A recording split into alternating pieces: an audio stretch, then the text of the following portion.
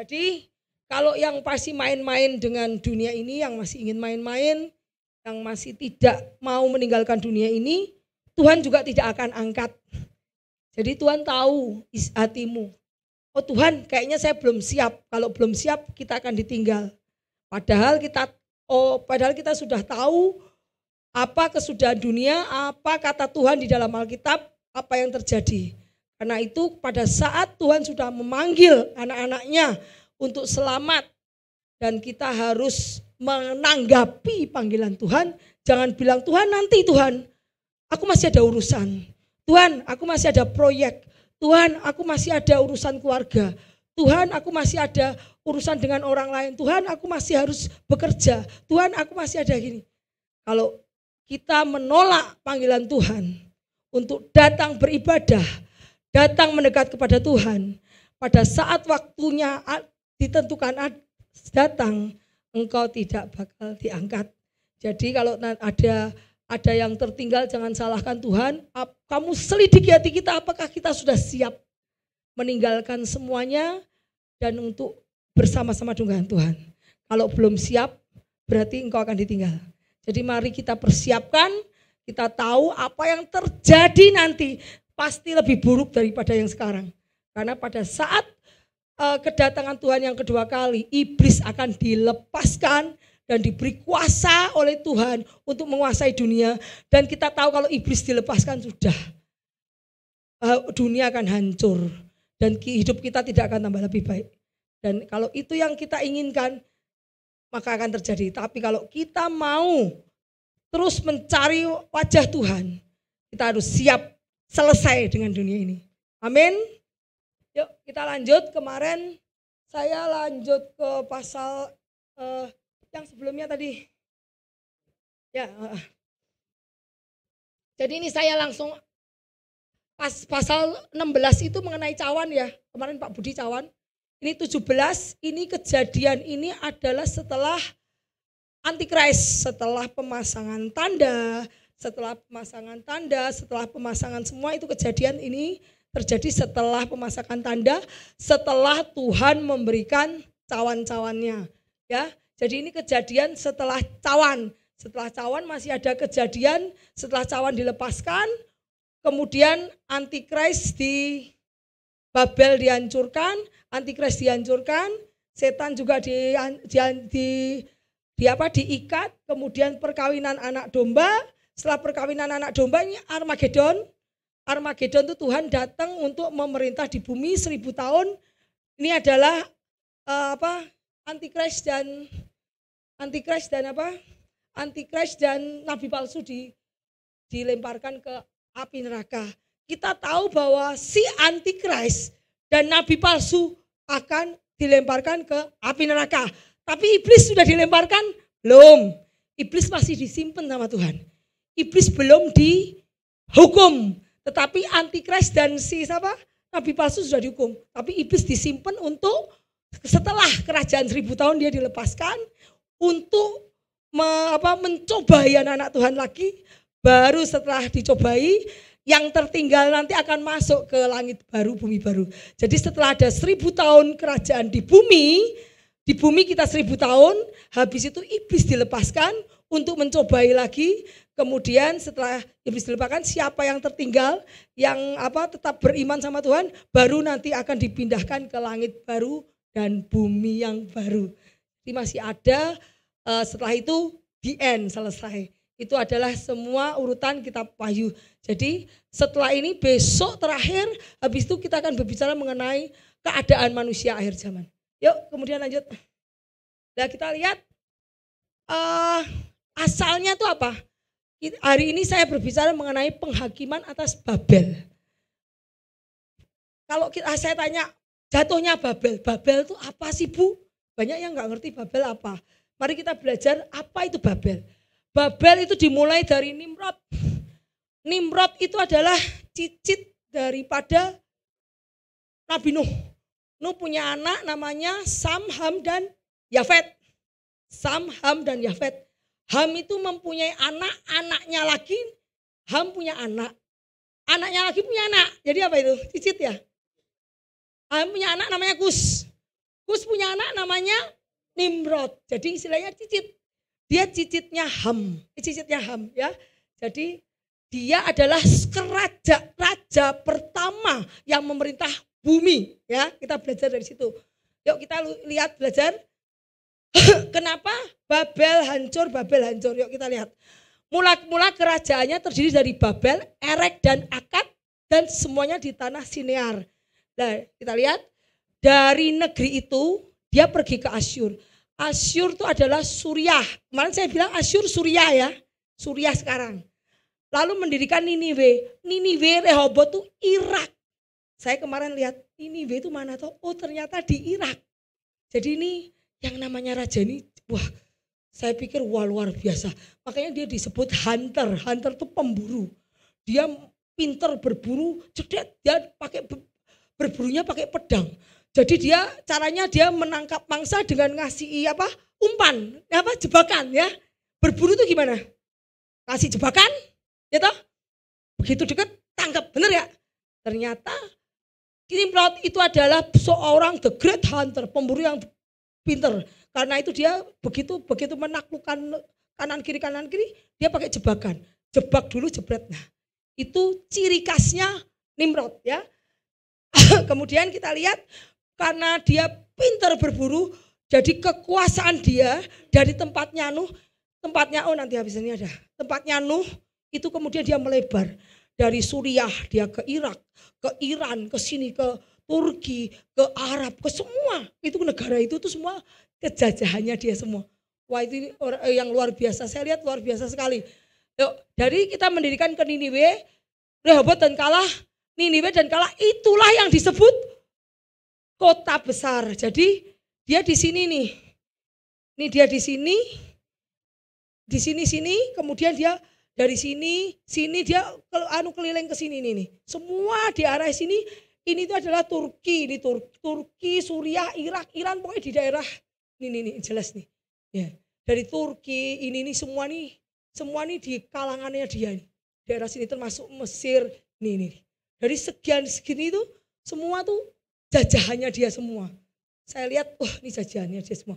Makanya pengaruh dia sampai kemana-mana. Saya lihat.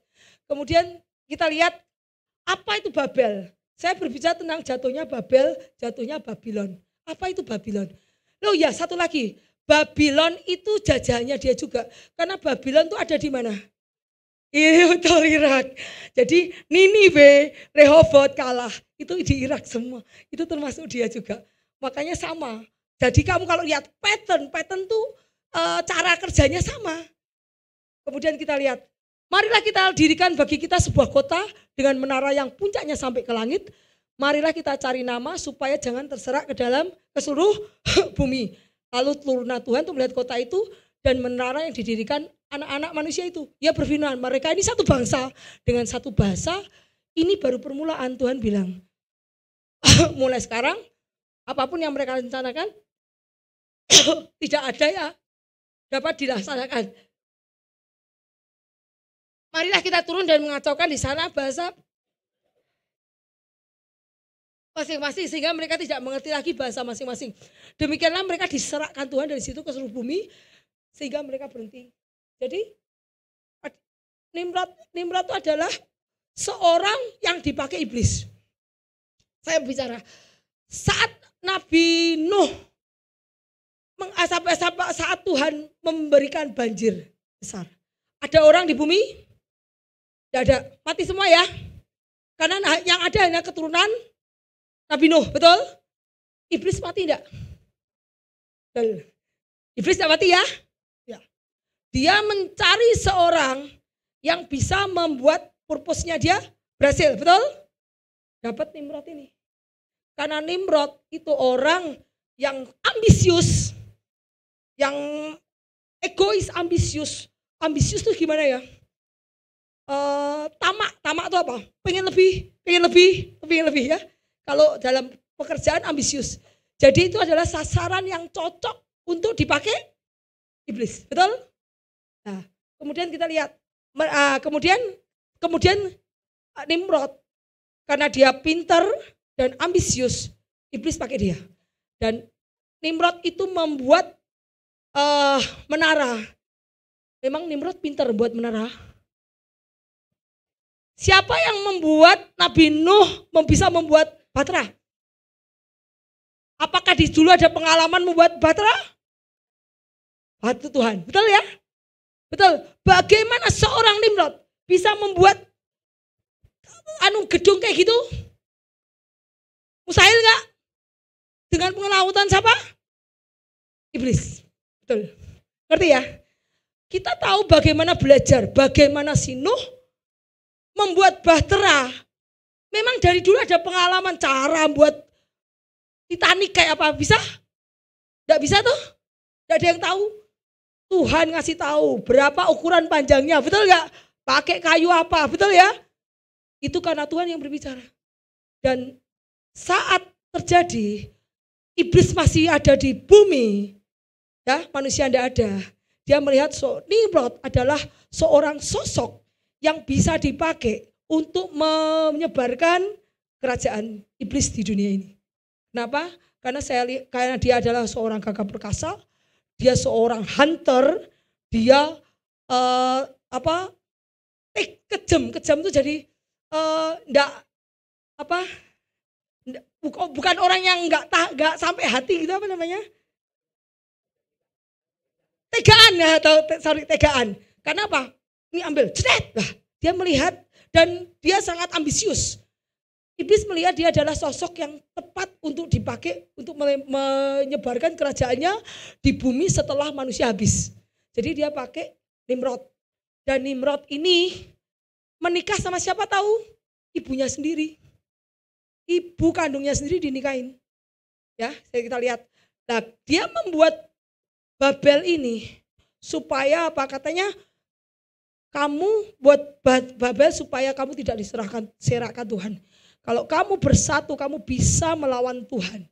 Jadi akhirnya mereka menyatukan orang untuk melawan Tuhan. Sehingga kita tidak usah turut kehendak Tuhan. Kita punya pemikiran sendiri, punya tafsiran sendiri, punya kekuatan sendiri tanpa mengandalkan kekuatan Tuhan. Maka Tuhan melihat. Di sini Tuhan melihat, Tuhan mengacaukan bangsa-bangsanya, bahasanya yang tadinya. Tuhan melihat tidak isi hati manusia. Tuhan melihat tidak pikiran manusia.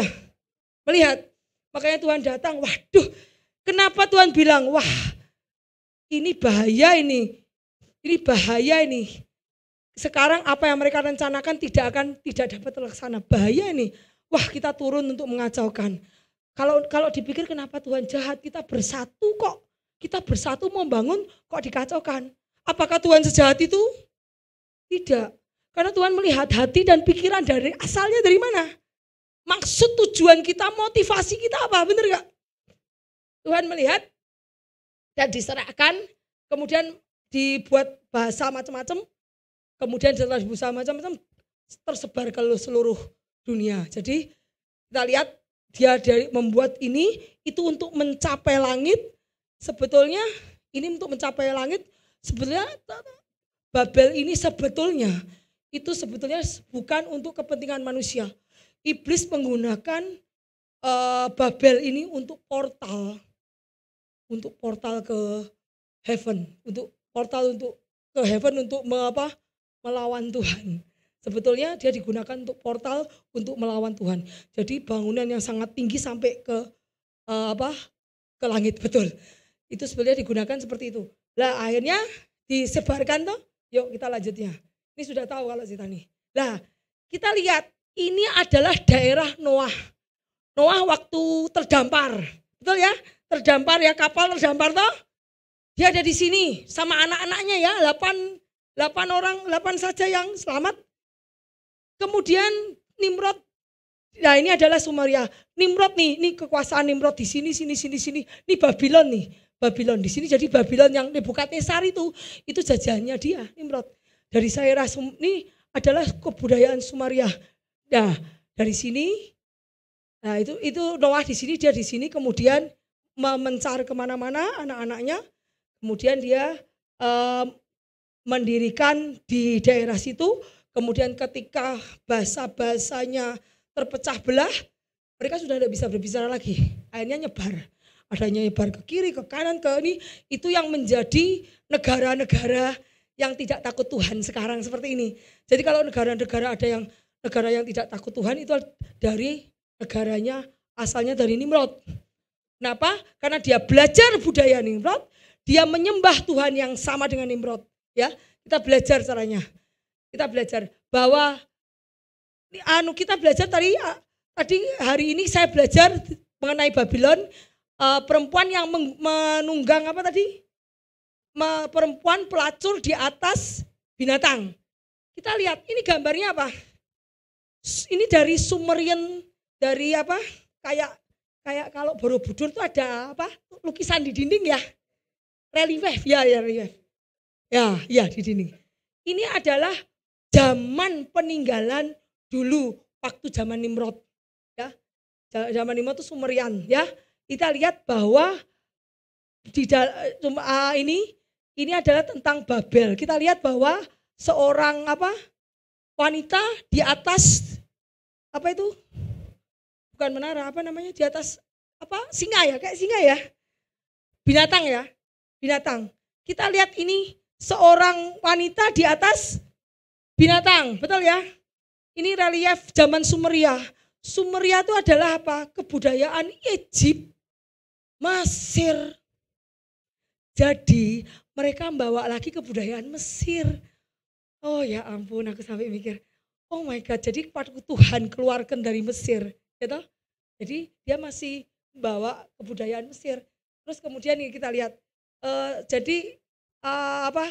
ini adalah keluar dari sini, kemudian kita lihat, jadi ini dibuat oleh fallen angel semua. Kita lihat dari sini, jadi kita belajar, jadi ini mengendarai binatang. Kita lihat ya, reliefnya wanita mengendarai binatang. Kita lihat sudah terjadi di Commonwealth ini. Commonwealth apa ini? Wanita mengendarai binatang. Ini baru saja loh di Inggris. Di Inggris baru saja loh. Kayaknya kayak Olimpiade. Olimpiade, dia pakai ini semua harus menyembah dia. Bukankah persis waktu keluar dari Mesir ya? Betul ya? Waktu keluar dari Mesir ya? Waktu Musa keluar dari Mesir disuruh apa itu? Menyembah. Ya benar? Ini sampai lihat nih, kita masih ingat waktu Musa ya? Sama enggak kebudayaan ini?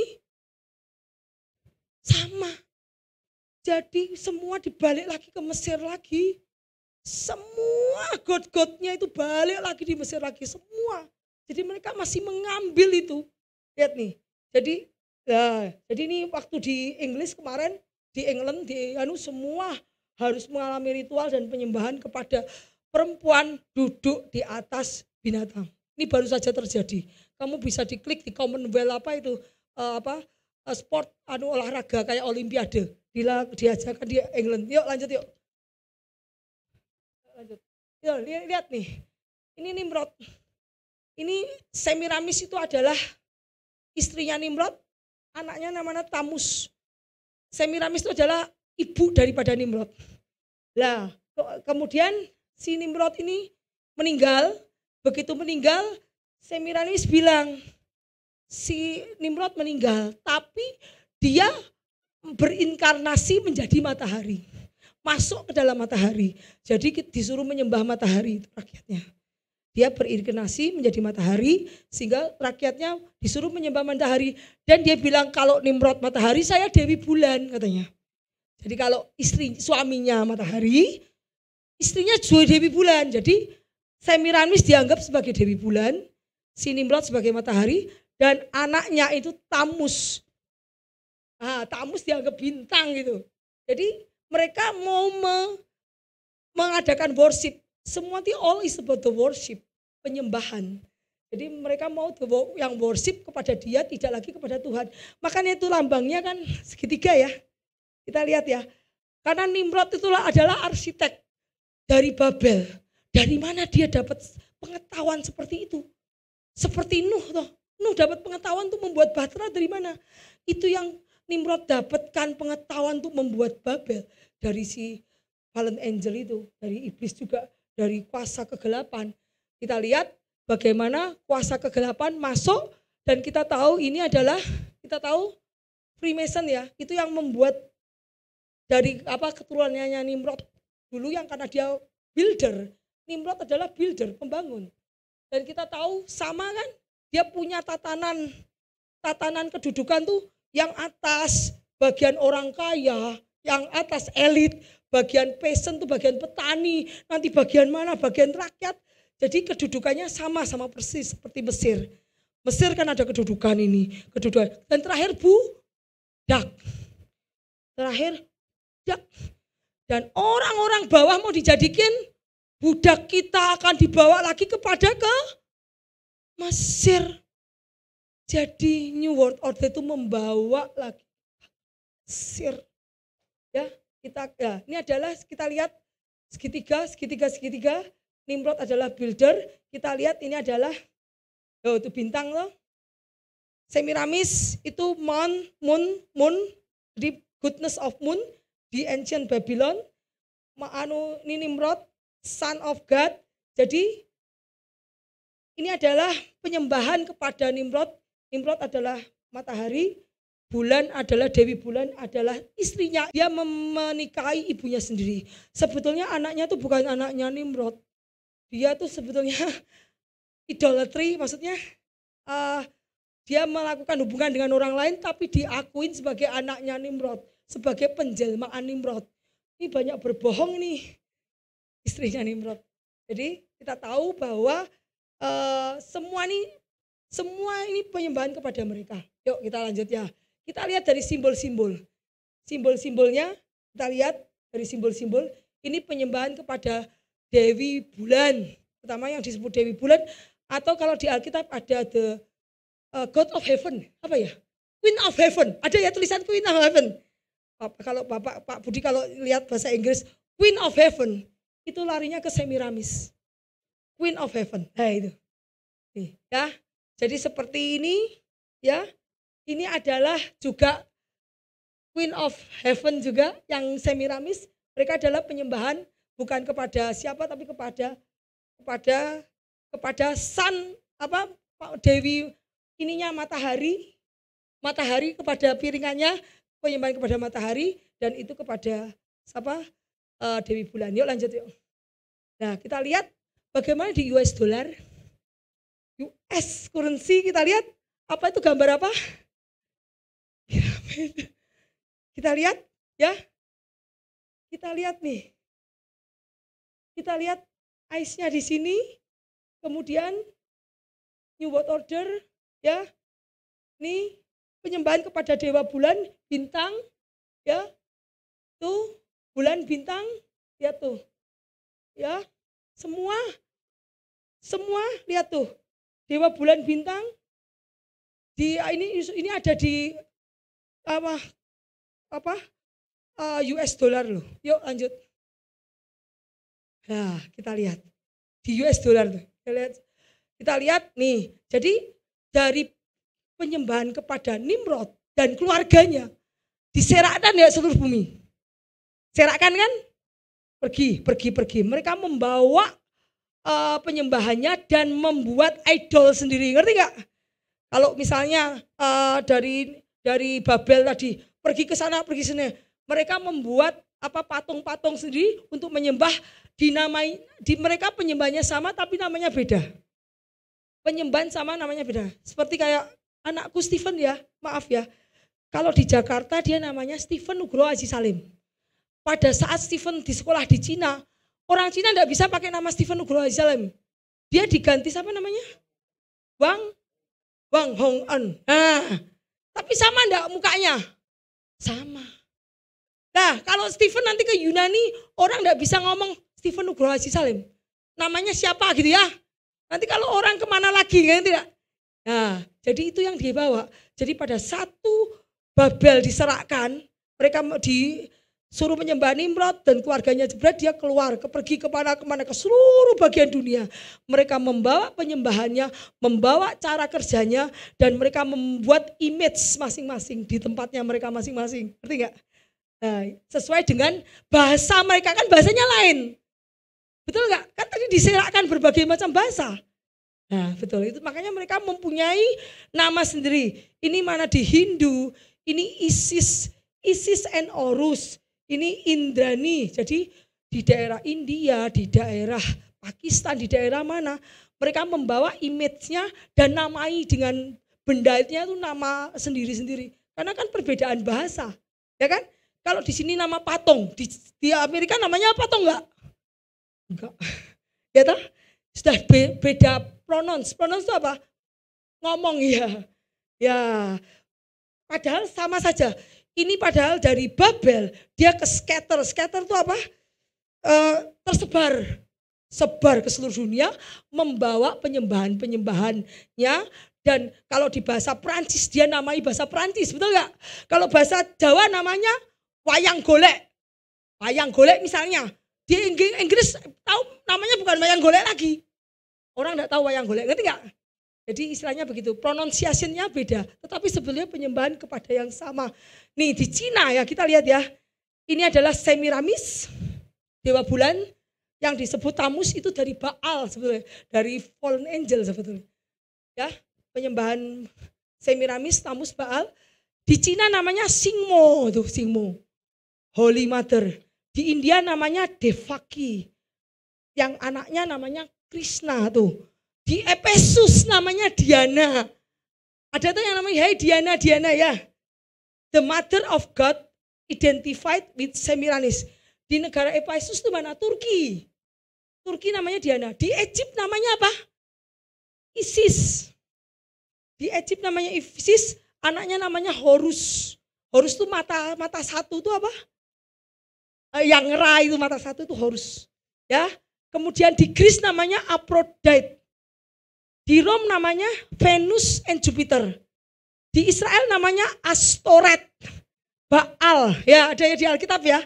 Di Alkitab kita namanya Baal atau Astoret. Nah, jadi kita tahu even di Tibet, Cina dan Jepang, Jesuit missionary are astonished for the counterfeit of Madonna. Jadi pada saat dia mengambil patung itu, mereka membawa patung itu ke daerahnya dan membuat baginya patung dan dinamai sesuai dengan keinginan mereka, ngerti gak? Nah jadinya penyembahan kepada satu tapi namanya beda. Ya, yuk kita lanjut. Nah ini kita lihat bagaimana Ancient Babylon. Bagaimana Ancient Babylon ya? Ini penyembahan dari sini nih. Ini berbagai macam. Jadi kalau mereka lihat membuat gambar ini, saya membuat gambar ini mirip diapa-apain. Tapi penyembahan sama. Posisinya itu tapi dimiripin. Kan gambarnya Yesus tidak harus gini. Ada Yesus bawa tangan, betul gak? Ada Yesus memberkati, betul gak? Ada Yesus harus ngapain lagi berdoa, betul gak? Jadi ini juga penyembah modelnya dibuat beda-beda tapi penyembahan yang sama.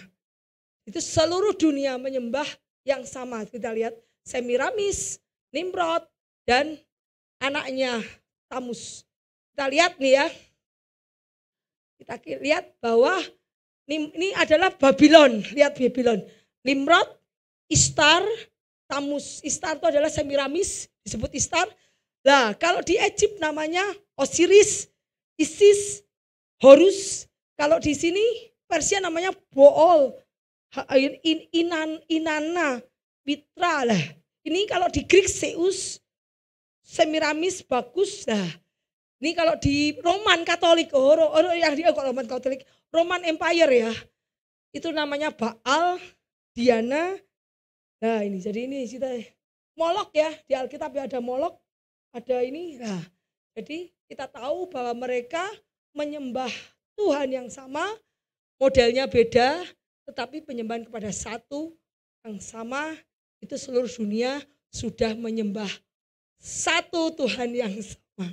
Tapi modelnya beda-beda, namanya beda-beda. Tapi actually satu. Yuk kita lanjut.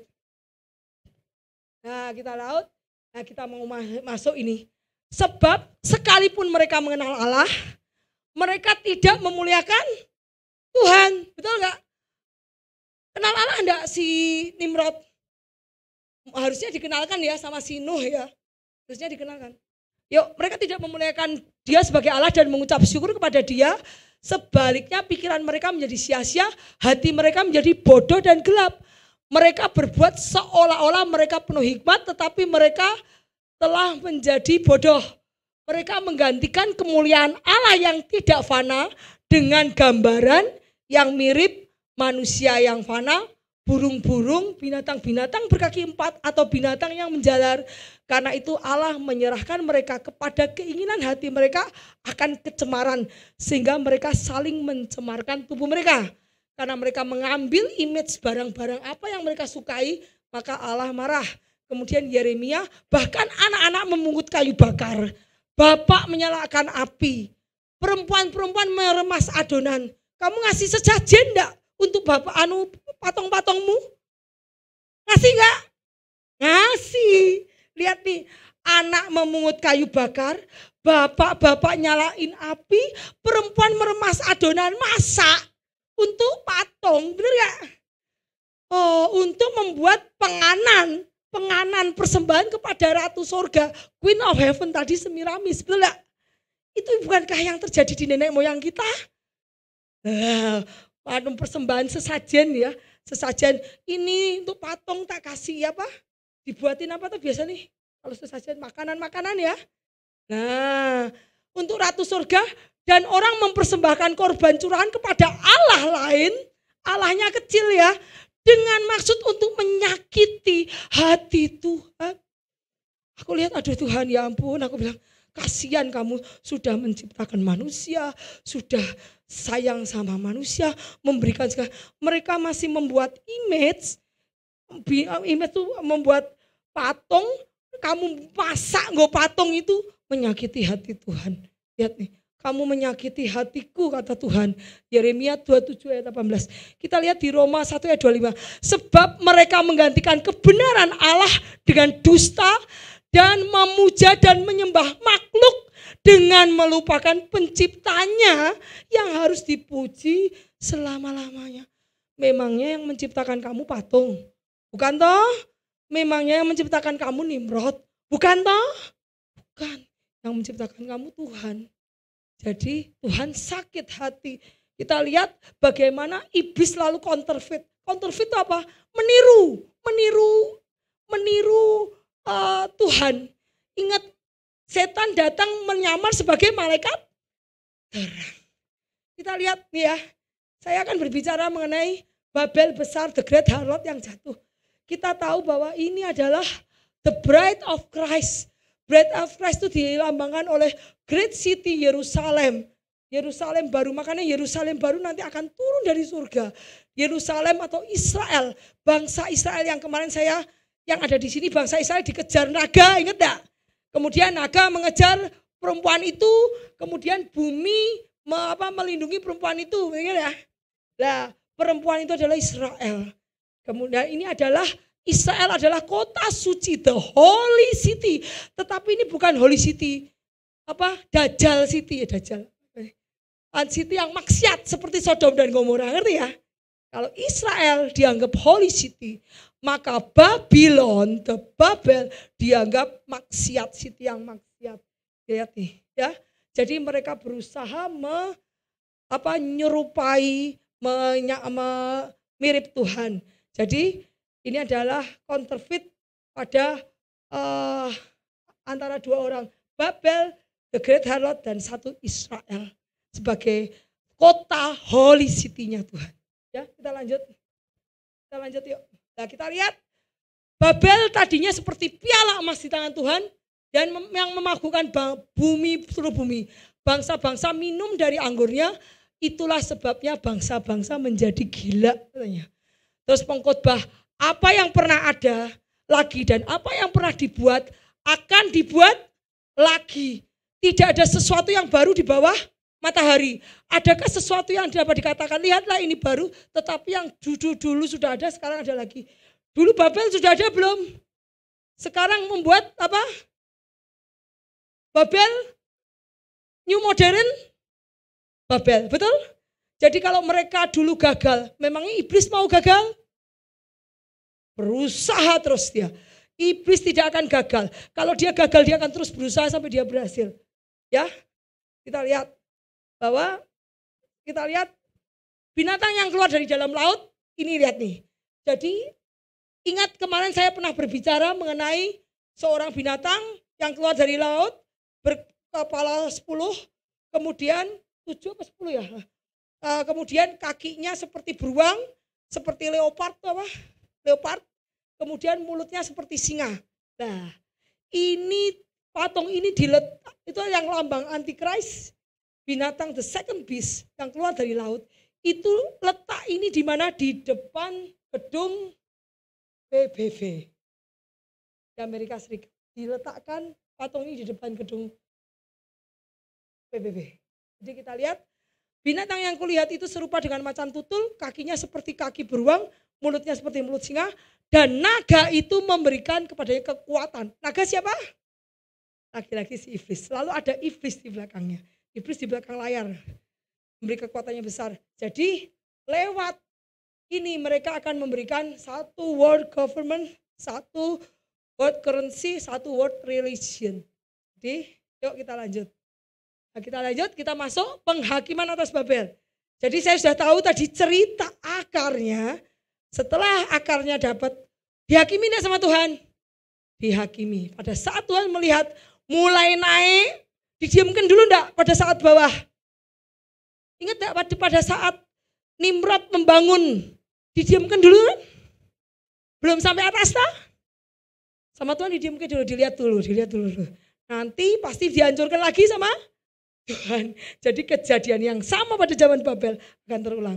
Ini sekarang didiamkan dulu. Mereka sudah lama bekerja. Oh sudah lama. Yuk kita lihat. Lalu datanglah seorang dari 7 malaikat yang membawa cawan itu berkata, mari sini aku akan tunjukkan keputusan pada pelacur besar yang duduk di tempat air yang airnya banyak. Tadi di tempat air banyak ya? Banyak tak? Banyak negara enggak tadi? Banyak negara. Yuk. Dengan dia raja-raja di bumi telah berbuat cabul dan penghuni bumi telah mabuk oleh anggur percabulan. Anggur percabulan dengan apa? Yang namanya harlot, itu pelacur. Itu dia melakukan untuk apa? Uang, betul? Apa yang dilakukan segalanya untuk uang, betul ya? Nah, jadi kalau yang namanya harlot atau pelacur itu melakukan sesuatu untuk uang. Jadi yang namanya harlot atau misteri Babylon itu adalah sistem Babel. Sistem Babel yang dibangun, yang dimasukkan, sistem pemerintahan yang dimasukkan ke dalam kota-kota untuk memerintah kota-kota itu. Jadi sistem dari iblis, sistem Babel itu sistem dari iblis yang dimasukkan ke dalam kota-kota. Sehingga kota-kota itu nanti akan jadi maksiat, jadi bejat, jadi meninggalkan Tuhan, dan semua akan terjadi seperti itu. Kita lihat ya, raja-raja telah berbuat cabul dengan penghuni bumi telah masuk oleh anggur. Dalam roh aku dibawa ke padang gurun. Aku melihat seorang perempuan duduk di atas binatang yang merah ungu seperti tulis dengan nama hujat. Binatang itu mempunyai 7 kepala, 10 tanduk. Dan perempuan itu memakai kain ungu, kain kermisi, dihiasi dengan emas, permata, mutiara. Di tangannya ada cawan penuh dengan segala kekejian dan kenajisan percabulannya. Jadi yang namanya Harot itu bercabul mengenai apapun dicabulkan. Politik, kemudian ekonomi, kemudian religion, semua dibuat percabulan, semuanya hanya untuk uang. Ya, ini yang namanya Babylon.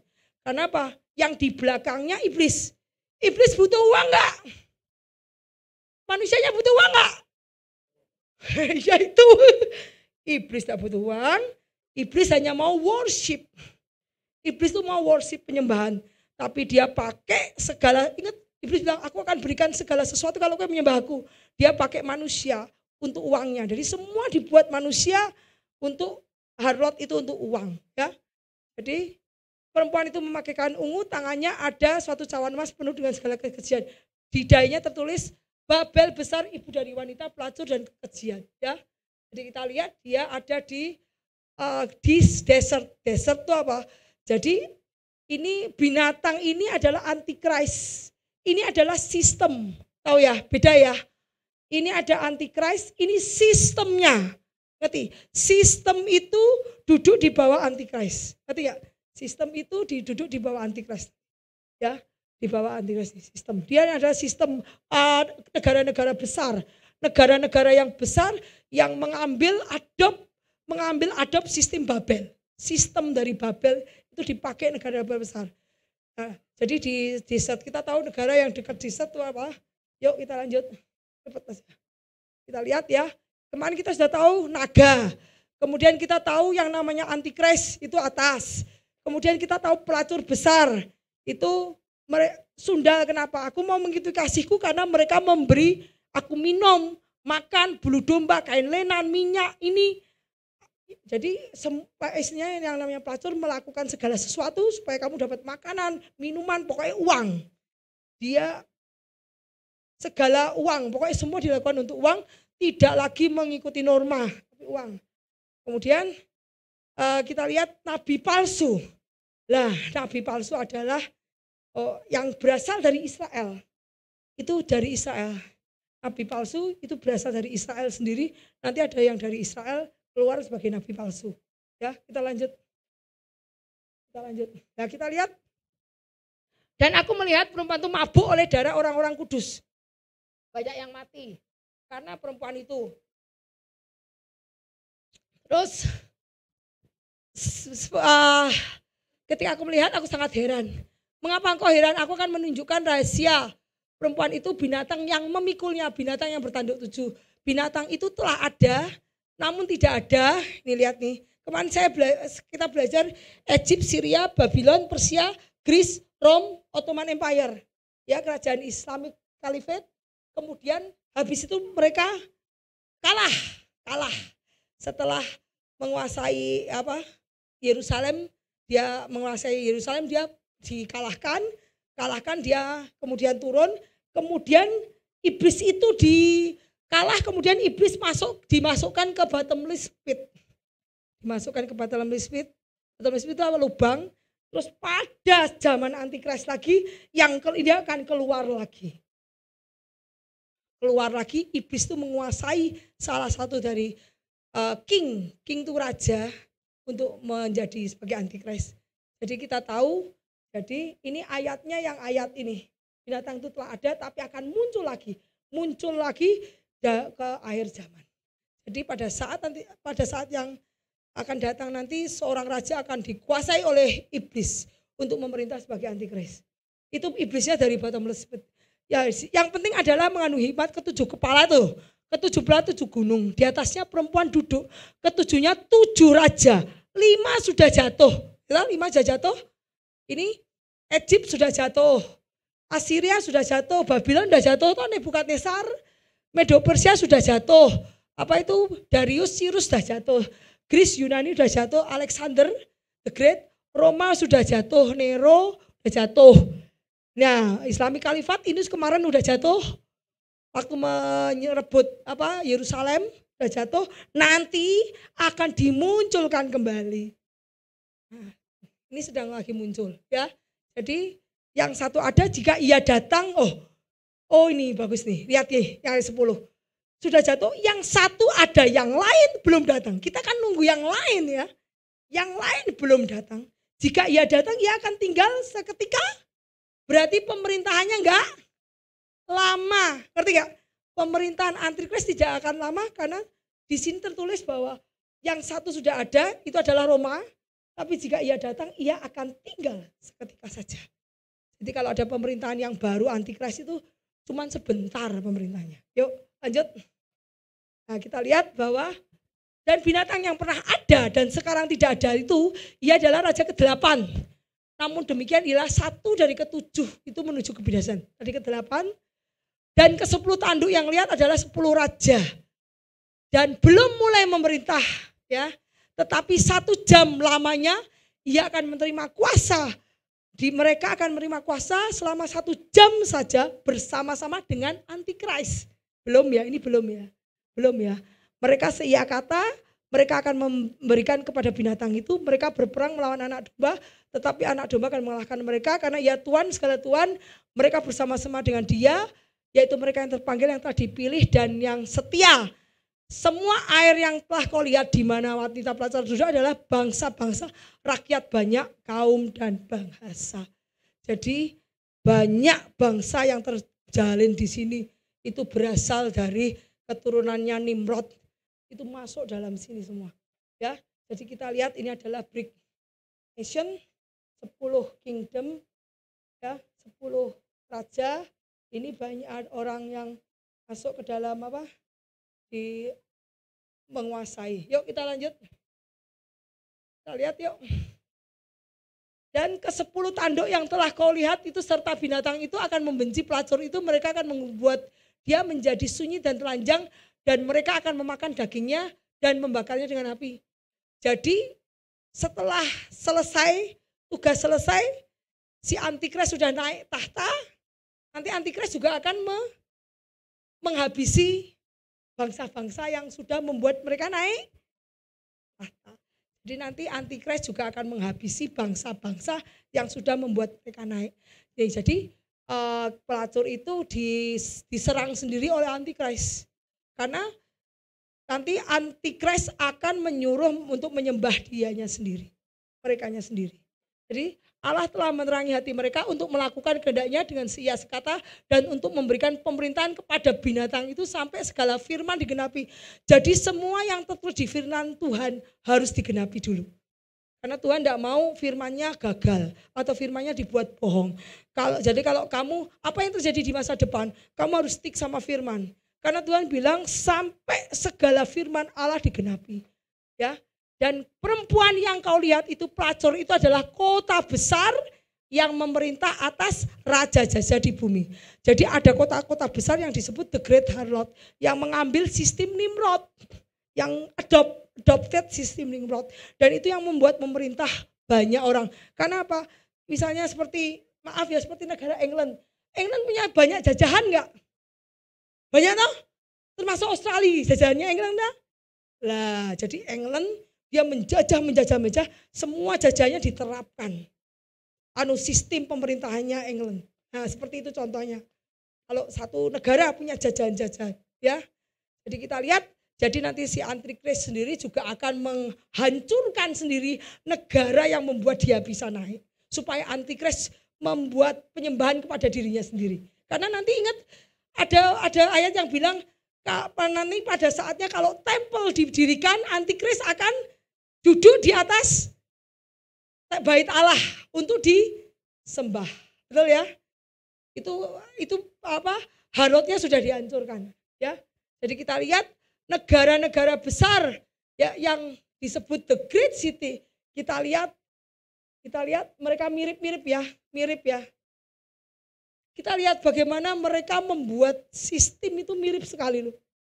Kita ini di Indonesia juga loh, gedung HI deh.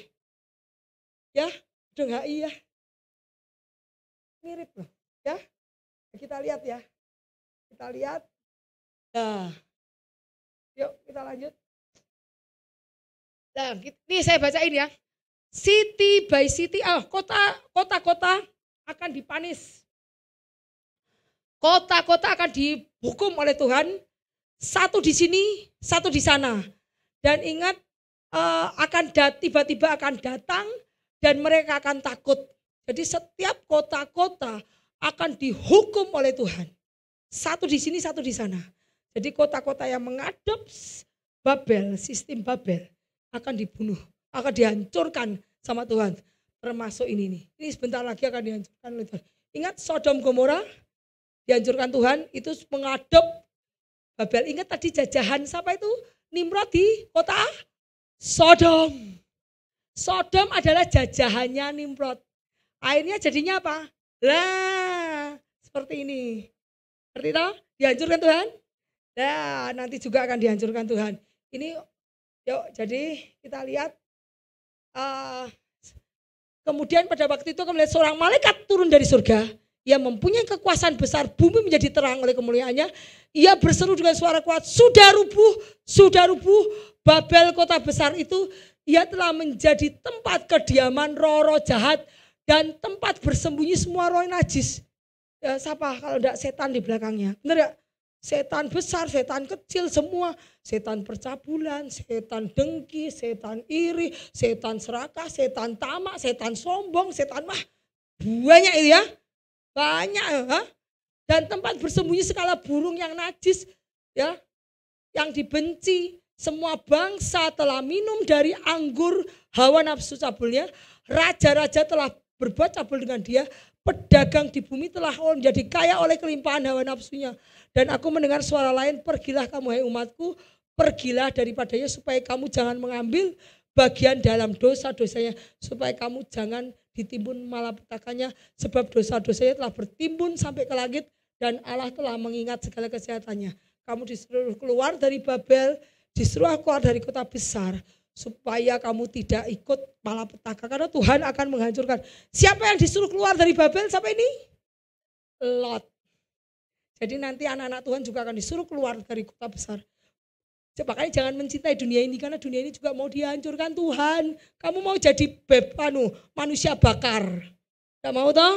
Udah bersama Tuhan saja ya, daripada kamu dipanggang kayak gitu, ya toh? Kalau kamu hidup di tempat kayak gini mau apa coba? Masih bisa pesta? Oh tidak ada, oh nanti ada.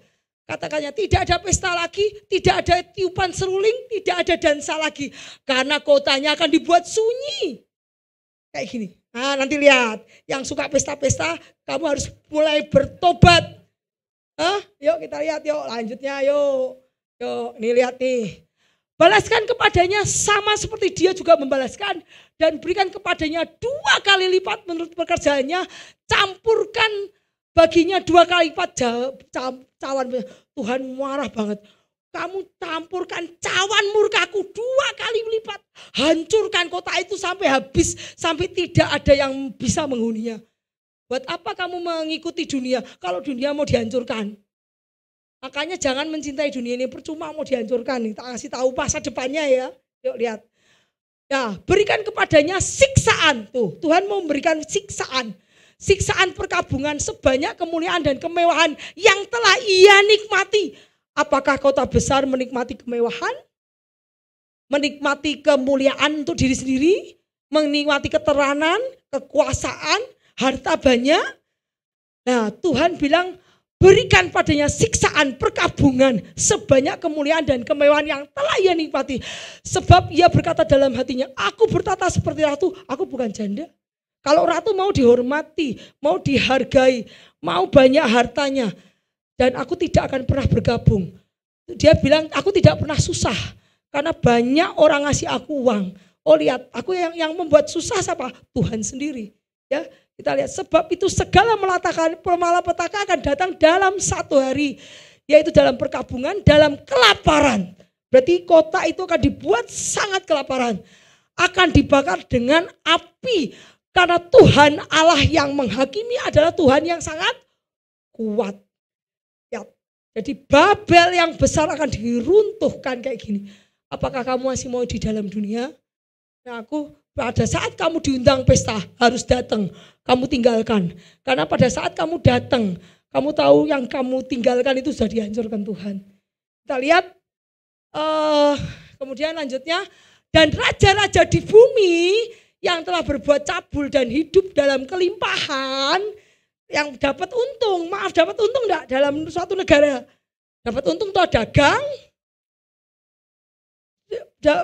yang akan menangisi menatapinya. Apabila mereka melihat asap api yang membakarnya, mereka akan berdiri jauh-jauh karena takut akan sengsaanya. Mereka akan berkata, celaka-celaka, hai kota besar yang mengadopsi sistem Babel tadi. Hai kota-kota besar, Babel, hai kota yang kuat, sebab dalam 1 jam saja sudah berlangsung penghakimanmu. Ya, kenapa? Karena Tuhan melihat, Tuhan nimbang enggak? Nimbang, lihat tuh Babelnya gimana? Sudah enggak lagi menuruti norma Tuhan. Harus Babelnya lebih berat, tapi ini Babelnya lebih ringan. Dia lebih duniawi daripada rohani. Makanya kalau orang lebih duniawi daripada rohani, engkau juga akan dihakimi. Karena Tuhan ingin rohmu lebih kuat daripada dagingmu, daripada duniamu. Yuk kita lihat ayatnya. Yohanes 8 ayat 14, iblislah yang menjadi bapamu. Jadi yang menjadi di belakang kota-kota besar adalah siapa bapaknya? Iblis. Menyembah iblis, bukan lagi penyembahan kepada Tuhan. dan kamu ingin melakukan keinginan bapamu, ia adalah pembunuh manusia sejak semula. Ingat siapa yang menyuruh membunuh Kain dan Habel, ya. Jadi iblis yang menyuruh Kain untuk membunuh Habel. Ia adalah pembunuh manusia sejak semula dan tidak hidup dalam kebenaran. Sebab di dalam dia tidak ada kebenaran. Apabila ia berkata dusta, ia berkata atas kehendaknya sendiri. Karena ia memang pendusta. Ingat pendusta dari mana? Ingat di Taman Eden? Pendustai siapa? Hawa. Berarti iblis dari awal memang pendusta. Ya, sebab ia adalah pendusta dan bapa segala dusta. Jadi kalau ada orang bohong terus tidak sembuh-sembuh, itu bapaknya bukan Yesus. Bapaknya iblis itu harus diusir dulu, diikat roh dustanya. Iblisnya diikat, harus ditumpang tangan itu, diusir. Ya, kemudian kita lihat Galatia 5, maksudnya itulah hiduplah oleh roh, maka kamu tidak akan mengikuti keinginan daging. Keinginan daging itu apa? Berlawanan dengan keinginan roh. Apa? Karena keduanya saling bertentangan sehingga kamu tidak melakukan apa yang kamu kehendaki. Tetapi jika kamu memberi dirimu dipimpin roh, kamu tidak hidup di bawah hukum Taurat. Jadi kalau kamu mengikuti keinginan daging, kamu tidak bisa melakukan firman. Kamu kok gini tuh? Tidak bisa. Karena lihat nih, keinginan daging berlawanan dengan keinginan roh. Keinginan roh berlawanan dengan keinginan daging. Karena keduanya bertentangan, sehingga setiap kali tidak melakukan apa yang kamu kehendaki. Tetapi jikalau kamu memberi dirimu dipimpin oleh roh, kamu tidak hidup di bawah Taurat ya, atau di bawah keinginan daging. Ya, perbuatan daging telah nyata, yaitu apa? Percabulan, kecemaran hawa nafsu. Terjadi tidak di Sodom? Sodom kecemaran, percabulan, hawa nafsu. Penyembahan berhala di Sodom banyak, didirikan patung-patung. Sihir, perseteruan, perselisihan, iri, amarah, kepentingan diri sendiri, perceridaraan, roh pemecah, kedengkian, kemabuan, pesta pora. Terhadap semuanya itu, kuperingatkan kamu bahwa barang siapa melakukan hal-hal demikian, ia tidak mendapat bagian dalam kerajaan Allah. Jadi kalau engkau masih hidup menurut daging, kamu tidak bisa melakukan firman. Jadi kita harus menyalipkan keinginan daging, kita harus tunduk pada firman. Saat kamu menundukkan firman, saat kamu tunduk pada firman, iblis akan lari daripadamu. Karena iblis bertentangan dengan firman. Tapi saat kamu terus mengikuti keinginan dagingmu, iblis akan membuat orang itu banyak sekali iblisnya masuk. Dan saat kamu iblis itu sudah masuk, kamu tidak bisa melakukan kehendak Tuhan. Karena sudah banyak iblis yang masuk. Bukankah ini yang terjadi di negara-negara besar, kota-kota, the great city Babylon. Mereka melakukan banyak pencemaran karena mereka mengikuti keinginan daging, keinginan dunia. Keinginan dunia bertentangan dengan keinginan Tuhan. Barang siapa mencintai dunia, berarti cinta Tuhan tidak ada pada orang itu. Yuk kita lanjut. Kita lihat nih. Dan pedagang di bumi menangis, berkabung karena sebab tidak ada orang lagi membeli barang-barang mereka. Kalau tadi saya bilang negara-negara tadi dihancurkan, nangis enggak? Yang biasanya ekspor ke Amerika, ekspor ke Cina, termasuk Cynthia nangis. Aduh mah, langgananku mah, negaranya hancur mah, aku mau diekspor kemana gitu ya. Betul enggak? Makanya nih lihat nih. Pedagang di bumi menangis berkabung karena tidak ada orang lagi yang memberi barang mereka. Barang dagangan dari emas, perak, permata, mutiara, lenan halus, kain ungu, sutra, kain kermisi, berbagai jenis barang dari kayu, harum baunya, jenis barang dari gading, jenis barang kayu mahal, tembaga, besi pualam, kulit manis, rempah-rempah wangian, mur, kemenyan, minyak tepung, gandum. Kemarin di PBB lagi ribut soal gandum. Rusia sama siapa itu? Apa? Oh, Polandia ya. Rebutan gandum. Ya, tidak mau jual kemana gitu loh. Wah, ribut. Jadi kenapa di dalam itu ada dagang semua itu. Kulit manis, rempah-rempah, gandum, lembu sapi, domba, kambing, bahkan budak manusia. Dan mereka akan berkata, sudah lenyap buah-buahan yang diingini, segala mewah sudah hilang. Lah negeri, kota-kota besar akan menjadi abu. Lihat nih, segala yang mewah indah telah hilang daripadamu dan tidak akan ditemukan lagi. Mereka yang memperdagangkan barang itu telah menjadi kaya oleh dia, berdiri jatuh jauh-jauh karena takut akan siksaan dan sambil menangis dan meratap. Kalau di Arab biasanya oil ya, minyak, perdagangan minyak ya. Kalau di Arab Saudi. Terus kalau di Amerika itu banyak ya, banyak banget. Misalnya apa? Nih New York Stock Exchange, mereka juga berdagang investasi. Kemudian berlian, minyak wangi, kemudian apa. Jadi di dalam Great Babylon itu yang berdiri bangsa-bangsa, itu mereka mengumpulkan satu, itu isinya ya dagang semua. Yuk lanjut. Nah kita lihat nih. Mereka berkata, celaka-celaka kota yang besar yang berpakaian lenan halus, kain ungu dan kain kanwisi yang dihiasi dengan emas, permata, mutiara. Dalam 1 jam saja kekayaan sebanyak itu sudah binasa. Nakoda, pelayan, anak kapal, semua orang mata pencarian di laut berdiri jauh-jauh. Kota dan berseru ketika melihat asap api yang membakarnya.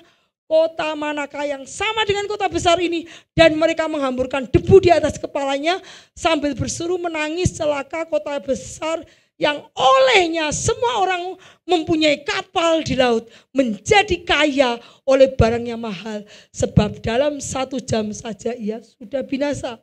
Bersukacitalah ke atas dia, hai surga, kamu orang-orang kudus dan nabi-nabi, karena Allah telah menjatuhkan hukuman kepada kota-kota besar yang maksiat itu. Jadi semua orang meratap karena kehilangan job yang tadinya mereka dapat uang. Karena kargo ngirim berpeti-peti barang ke sana. Jadi kemudian itu. Sebelumnya coba lihat. Sebelumnya ada lagi enggak? Oh ya udah ya. Lanjut. Yuk. Ya, jadi bersekocaklah kadang-kadang. Jadi dalam UN tadi kan banyak negara dan mereka saling bisnis. Tahu enggak? Bisnis ini naikin. Mereka melakukannya semua ya karena uang. Yuk kita lanjut nih. Bayangkan sebelumnya. Bayangkan kalau negaranya di sini, apakah kamu masih mencintai dunia? Bisa pesta enggak? Mau pesta sama siapa? Ikan aja mati kok. Apakah worth it untuk mencintai dunia? No, not worth it. Ya, enggak worth it. Ini bukan dunia yang kita mau tinggali. Kita mengharap dunia yang akan datang di mana Yesus sebagai Raja. Not in this world, tidak di dalam kerajaan sekarang. Bahwa semuanya kan di sini. Apakah kamu mau mencintai dunia? Kalau gini, wah nanti ada tulisan ratap tangis ada. Ntar, yuk, kemudian lihat. Dan seorang malaikat kuat mengangkat sebuah batu. Tuh, diangkat batu. Sebesar batu kilangan melemparkan ke dalam laut. Demikianlah Babel kota besar akan dilemparkan keras di bawah dan tidak ditemukan lagi. Kita tahu enggak bahwa sekarang tuh arkeolog tuh pada menemukan kota-kota yang dulu hilang itu di bawah, begitu mereka gali ada kota-kota yang tertimbun. Ingat enggak? Sering lihat enggak? Jadi Tuhan akan menghancurkan kota sedemikian sampai dia tidak bisa ditinggali lagi. Jadi kalau ketemuan arkeolog ada yang namanya kota Atlantis, pernah dengar? Kota Atlantis itu dulu pernah ada, indah. Sekarang tidak ditemukan lagi. Sampai arkeolog melihat bahwa kota Atlantis ada di dalam, sudah ada di dalam, sudah jadi reruntuhan, sudah tidak bisa ditemukan. Tuhan kalau menghukum sudah sampai sebegitunya. Jadi lihat, batu besar akan dilemparkan dengan keras dan bakalnya kota-kota besar yang tadi saya catat di sana tadi tidak akan ditemukan lagi dalam map. Nah, sekarang ada enggak di map kota Atlantis? Ada. Ya kan? Karena sudah dihancurkan Tuhan. Kita lihat, lihat nih. Suara pemain kecapi, penyanyi-penyanyi, peniup seruling, sangkakala tidak akan kedengaran lagi. Berarti sudah ada pesta loh. Dan seorang ahli dalam sesuatu kesenian tidak ditemukan lagi. Seorang ahli dalam suatu kesenian tidak akan ditemukan lagi. di dalammu. Suara kilangan kilangan itu apa? Pabrik, mesin-mesin tidak akan lagi kedengaran di dalammu. Cahaya lampu tidak akan bersinar lagi di dalammu. Suara mempelai laki-laki, pengantin perempuan tidak lagi kedengaran. Makanya tidak ada pernikahan lagi di sini. Makanya pernikahan nanti di Millennium Kingdom saja. Karena nih lihat, pernikahan tidak ada lagi kedengaran di dalammu. Karena pedagang-pedagangmu adalah pembesar-pembesar di bumi. Ilmu sihirmu, oleh yang ilmu sihirmu semua disesatnya.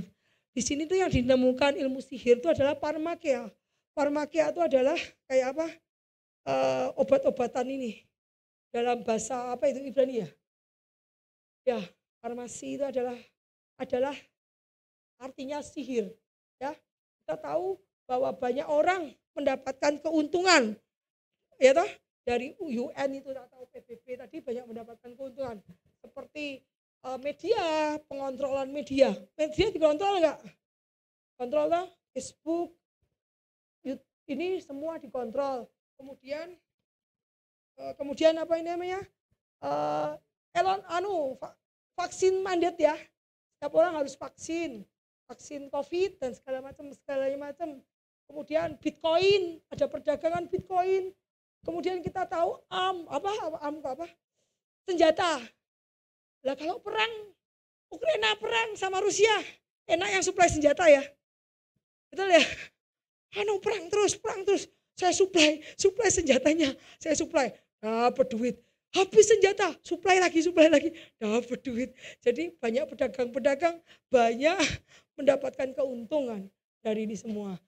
Terus AI, artificial intelligence, kemudian pemasangan chip ke seluruh tempat, pembuatan drone, radar, semua satelit, terus AI ya toh. Kemudian sistem komputer atau internet ya toh. Kemudian satelit ya. Semua juga, kemudian perdagangan manusia perdagangan manusia antar negara, ada yang di sexually exploit, ada yang untuk bekerja paksa, kemudian ada yang untuk menikah paksa, ada yang diambil organnya, untuk perdagangan. Jadi wow, itu Tuhan marah sekali, ya kan? Banyak sekali yang di sini yang dikerjakan untuk menghapuskan, untuk menyakiti hati Tuhan. Jadi Tuhan harus bergerak secara cepat. Ya, makanya di dalamnya terdapat darah nabi-nabi dan orang kudus dan darah semua orang yang dibunuh di bumi. Jadi penggelapan anak, penyekapan anak, perjual beli anak untuk pengorbanan sacrifice. Jadi so much di sini. Karena seluruh dunia ini sudah dikuasai oleh Yuk. Terus kemudian tadi kayak Elon Musk, dia berusaha sudah memasukkan chip, memasukkan robot, ya. Bayangkan kalau satu negara pesen untuk tentara aja, aku mau pesen tentara. Jadi tentara enggak usah pakai manusia lagi, pakai robot. Udah uangnya udah mengalir semua itu, uang semua itu dikasih. Ya, jadi sekarang kita yang bernyanyi, ini adalah nyanyian anak-anak Tuhan. Jatuhnya Babel. Kita lihat Wahyu 19:1-5. Kemudian daripada itu, aku mendengar suara yang nyaring dari himpunan besar yang banyak di surga. Haleluya, keselamatan, kemuliaan, dan kekuasaan adalah pada Allah kita. Sebab benar dan adil penghakimannya, karena ia yang telah menghakimi pelacur besar itu merusakkan bumi dengan percabulannya, dengan penyembahan berhala, dengan apa yang dikerjakannya, moralnya, moral issue, religion issue, politik issue, dan itulah yang telah membalaskan darah hambanya atas pelacur itu. Dan untuk kedua kalinya mereka berhaleluya, asapnya naik sampai selama-lamanya. Dan ke-24 tua itu tersungkur menyembah dan duduk di atas tahta itu, mereka berkata amin haleluya. Maka kedengarlah suara tata, pujilah Tuhan, hai kamu semua hamba-hambanya, pujilah nama Tuhan, bersorak karena senang, Karena kota-kota besar yang menyebabkan penyesatan ke seluruh dunia karena regulasi. Regulasi itu karena apa? Peraturan yang mengharuskan penduduknya itu menyesatkan banyak orang, itu dihukum. Jadi kita tahu bahwa di bumi ini banyak polusi, banyak anak-anak manusia sudah banyak merusakkan bumi dengan polusi darat, polusi udara, polusi air. Ini kemarin si Jepang baru klaim bahwa PBB setuju bahwa limbah nuklir dibuang ke laut. Kamu bayangkan limbah nuklir kalau dibuang ke laut, air laut tuh berjalan enggak? Sampai Indonesia enggak? Sampai kita kalau makan ada limbah nuklir, kita bisa kena kanker, kita bisa mati, kena radiasi kita mati. Organ kita bisa hancur karena limbah nuklir yang kita makan. Karena limbah nuklir sudah dibuang dan disetujui oleh siapa? PBB. Ini ada ayatnya. Terus kemudian kita lihat bahwa nuclear weapon akan menghancurkan dunia.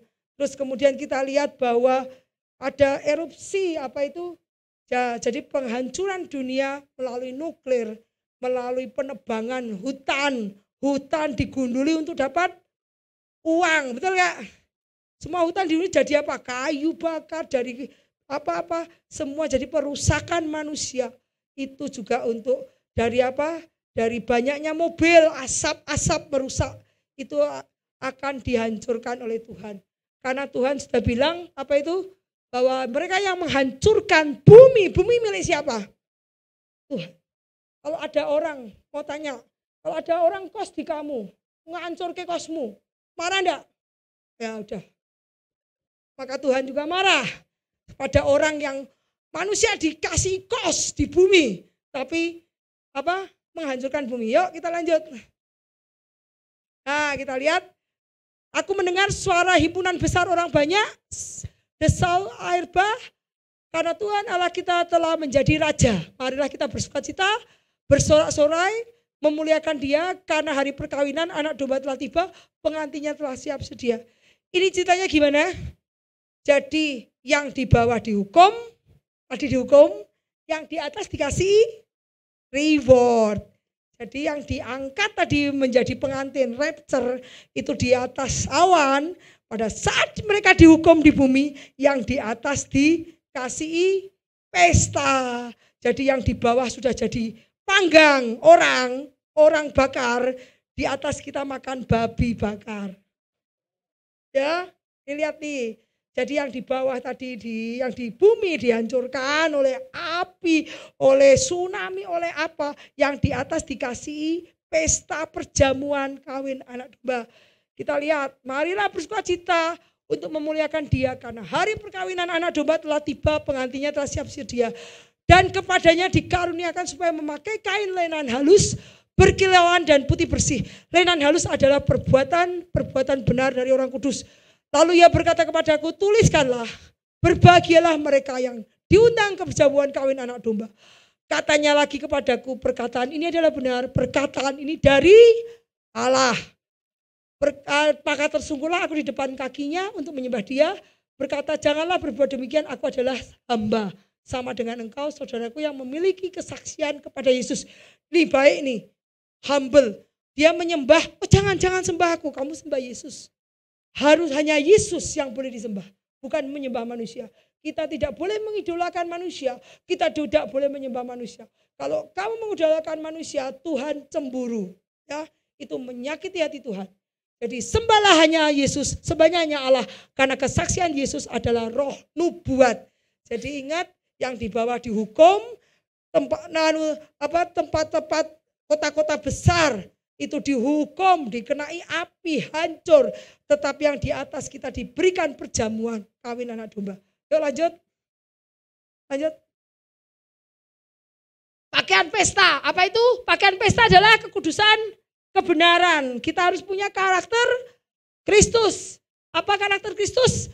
Kasih, sukacita, damai, sejahtera, kesabaran, kemurahan, kebaikan, kesetiaan, lemah lembutan, penguasaan diri. Tidak ada hukum yang menentang hal itu. Barang siapa menjadi milik Kristus, dia telah menyalibkan keinginan daging. Dengan segala hawa nafsu, kamu harus mengalahkan hawa nafsu dan kamu harus tunduk pada firman. Jikalau kita hidup oleh roh, kita juga akan dipimpin oleh roh. Janganlah kita gila. Hormat aja tidak boleh ya. Kalau dihormati jangan. Saling menantang, saling mendengki, ya. Firman Allah kita melihat, aku melihat surga terbuka, kemudian Tuhan datang untuk menyelamatkan orang-orang setelah dibantai habis. Setelah dibantai, kota-kota dibesarkan, yang masih selamat Tuhan datang. Tadi kota-kota dihabisin dulu ya, supaya mereka yang seneng karena uangmu dihabisin. Kamu kaya karena rumahmu banyak, karena propertimu banyak, kapalmu banyak, jet, mobilnya banyak, villa-villa banyak, semua emasmu banyak, dihabisin dulu sama Tuhan. Setelah dihabisin baru Tuhan datang. Tuhan datang menghabisi apa? Orangnya. Penghukuman Tuhan tidak main-main ya. Jangan kira Tuhan tuh, oh Tuhan baik. Kalau Tuhan lagi marah, dia datang untuk membawa pedang. Kita lihat ayatnya, bukan saya yang ngomong, ini Alkitab yang ngomong. Aku melihat surga terbuka, ke ekor kuda putih. Ia yang menunggangi bernama yang setia yang benar. Ia menghakimi dan berperang dengan adil. Matanya bagaikan nyala api, di atas kepalanya terdapat banyak mahkota. Dan daripadanya tertulis sebuah nama yang tidak diketahui siapapun, kecuali ia sendiri. Ia memakai jubah yang dicelup darah dan namanya adalah Firman Allah.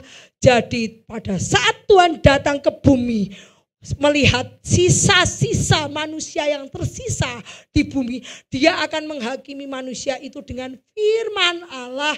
Yang tidak baca firman ya tidak tahu, ya. Yang baca firman tidak tahu. Kemudian semua pasukan yang di surga mengikuti dia.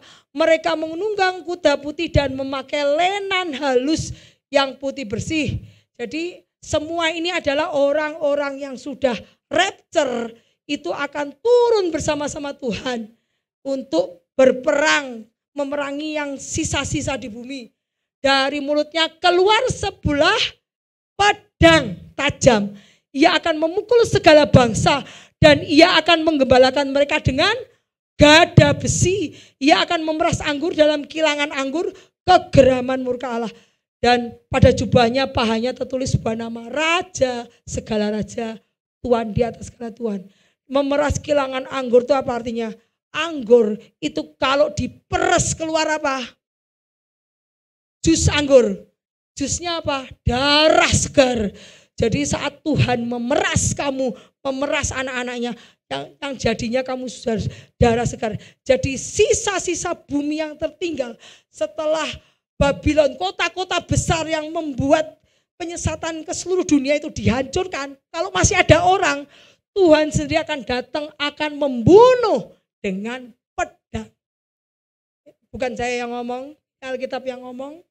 Apakah kamu masih tertarik tinggal di dunia ini?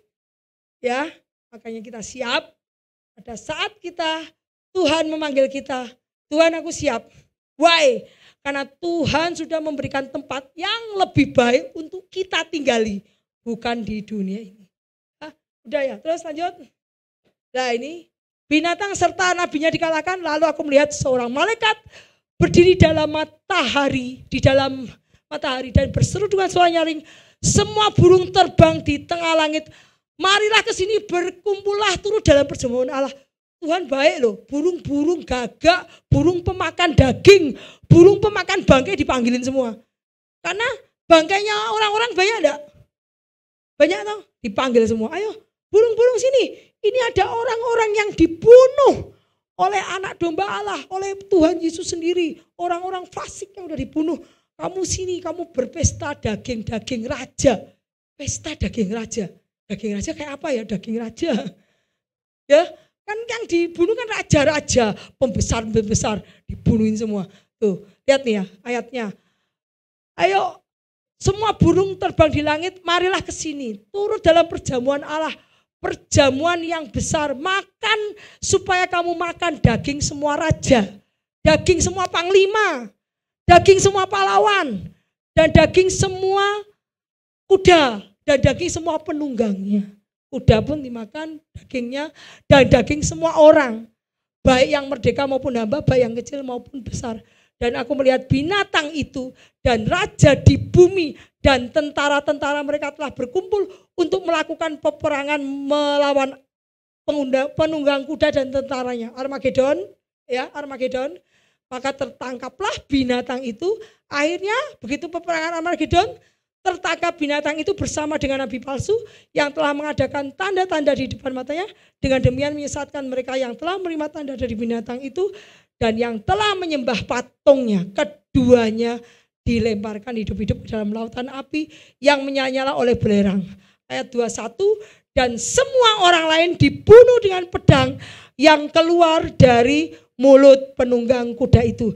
Dan semua burung kenyang oleh daging mereka.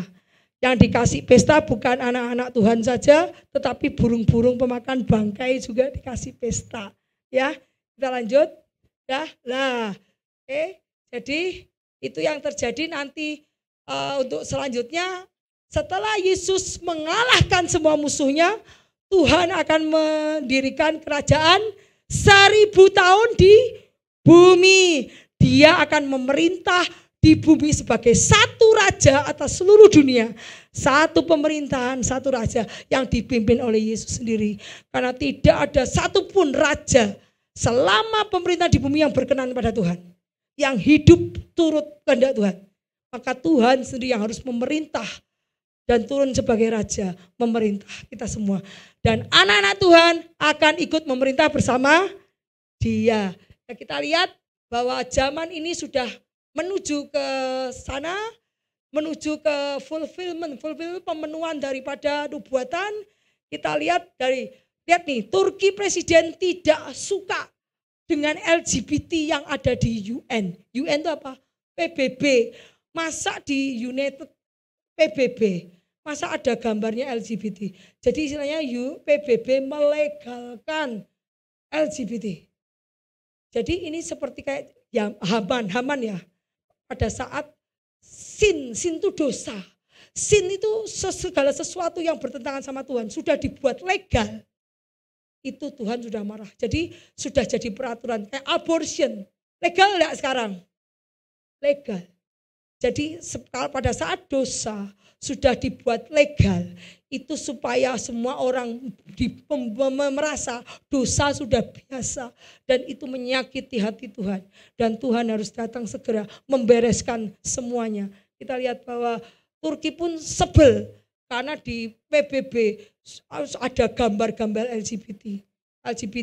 Untuk apa itu? Bahwa tidak semua orang bisa accept menerima LGBT. Tapi di PBB sendiri yang menguasai bangsa-bangsa malah ada gambar itu. Nih, Cina stop bahan baku chip. Jadi chip di tangan, chip di kepala sudah siap. Kita lihat bahwa Elon Musk lagi cari relawan untuk pasang chip di otak manusia. Jadi negara ini, dunia ini sudah akan menuju ke the new world order, ya. Jadi semua akan dicip. Nih Menlu Singapura khawatir AI meningkatkan resiko perang nuklir. Kenapa? Karena semua orang akan pakai robot-robot. Dan kita lihat ini dia apa? Cina akan membuat mass production. Robot-robot nanti akan diproduksi secara massal. Jadi mungkin nanti bakalnya robot lebih banyak daripada orang. Dan kita lihat tanda-tanda Tuhan akan datang kembali. Kita lihat baca di 1 Tesalonika 5 ayat 3. Ketika mereka berkata peace and security, damai dan aman. Ketika sebuah orang kepala negara, seorang raja bersalaman, haleluya, sekarang dunia ini akan aman dan akan sejahtera, aman dan akan secure, ya. Saat itu Tuhan ingin keamanan hanya diperoleh dari Tuhan, bukan dari manusia. Saat itu akan terjadi terjadi ledakan. Bencana akan diturunkan kepada dunia supaya menunjukkan kuasa Tuhan bahwa insecurity, keamanan dan ketentraman itu hanya datangnya pada Tuhan. Bukan kedamaian datangnya dari Tuhan, bukan dengan menggantungkan diri kepada raja atau kepada setiap orang, ya. Jadi itu adalah pesan. Jadi kita harus sebagai anak-anak Tuhan, kita juga harus melihat tanda-tanda kedatangannya sudah dekat, bahwa saat raja berkata segalanya aman, tenang dan damai. Saat mereka mengatakan aman, tenang, dan damai, tetapi bukan aman, tenang, damai bagi Tuhan, saat itu kehancuran sudah datang. Tuhan Yesus memberkati.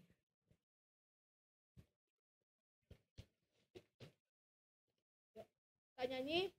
Jadi kita tidak boleh mencintai dunia ini. Kalau saya melihat, kenapa orang bilang Bu Ida kayaknya sudah tidak semangat hidup.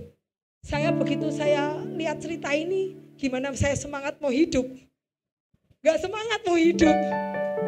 Karena udah kejadiannya gini, saya belajar menggali, oh ya udah kalau gitu Tuhan, berarti yang Tuhan inginkan apa sih? Bukan kamu pelayanan kemana-mana. Tuhan ingin mendengar suaramu. Tuhan ingin kamu berdoa. Tuhan ingin, oh kamu tuh anakku, oh aku kenal engkau. Nanti kalau Tuhan datang, namamu tertulis tidak dalam kitab kehidupan. Loh kamu siapa? Loh Tuhan kok aku tidak dibawa ke surga? Loh aku tidak kenal kamu. Kamu pernah berdoa enggak? Enggak. Kamu pernah memuji namaku? Enggak. Lah makanya aku tidak kenal kamu. Jadi istilahnya bagaimana supaya kita mengenal Tuhan? Bangun hubungan intim sama Tuhan. Jangan biarkan roh kita tuh mati. Saya ya kalau lama enggak nyanyi aja roh bisa mati. Kok susah banget untuk ngangkat. Jadi kita harus sering buat hubungan intim sama Tuhan. Pada saat waktunya datang, kue dipanggil Tuhan. Sekarang saya mau tanya, itu adalah invitation, undangan pernikahan. Kalau misalnya Richard enggak kenal sama orang itu, ngundang enggak? Ngundang enggak? Enggak kenal loh. Enggak toh? Kamu hanya mengundang orang yang kamu kenal, betul? Ya kan? Tapi enggak kenal, enggak diundang. Tuhan pun demikian. Kalau dia berbahagialah orang yang diundang di dalam perjamuan kawin anak domba. Lah kalau Tuhan enggak kenal kamu, bagaimana mengundang? Bagaimana kamu mau kenal Tuhan? Kalau kamu tidak pernah menghampiri Tuhan, kamu tidak pernah bangun hubungan sama Tuhan, tidak pernah nelpon Tuhan, tidak pernah berdoa, tidak pernah mencari wajah Tuhan, bagaimana kamu mau diundang dalam pesta? Kita manusia, kalau kita pesta, kita ngundang orang yang dikenal. Siapa itu? Aku tidak kenal, aku tidak akan ngasih dia undangan. Itu sama dengan Tuhan kita. Jadilah orang yang dikenal Tuhan, supaya pada saatnya tiba, kamu diundang ke dalam perjamuannya, yang di bawah dikasih tadi apa?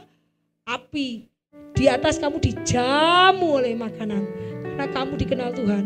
Jadi kita harus bangun hubungan intim sama Tuhan. Kita harus berdoa tiap hari, memuji tiap hari. Buat waktu setengah jam atau 1 jam saja. Setiap hari, ingat setiap hari. Kalau 1 jam susah, 15 menit setengah jam. Tapi tiap hari. Ya, dari situ kamu akan lihat bahwa Tuhan akan selalu berbicara tiap hari dan kamu akan melihat tanda-tandanya. Pada saat kedatangannya Tuhan datang, dia pasti akan memanggil kamu, pulang. Yuk pulang anakku, aku sudah sediakan tempat yang lebih baik. Karena tempat ini akan aku hancurkan. Kamu harus aku keluarkan dari kota Sodom dan Gomora. Ya, yang akan menyesatkan anak-anak Tuhan. Aku tidak mau kamu di sana karena aku akan menurunkan murkaku ke dalam kota-kota itu. Jadi kau akan diselamatkan, diundang ke perjamuan kawin anak domba. Hubungan intim sama Tuhan itu yang penting. Yuk.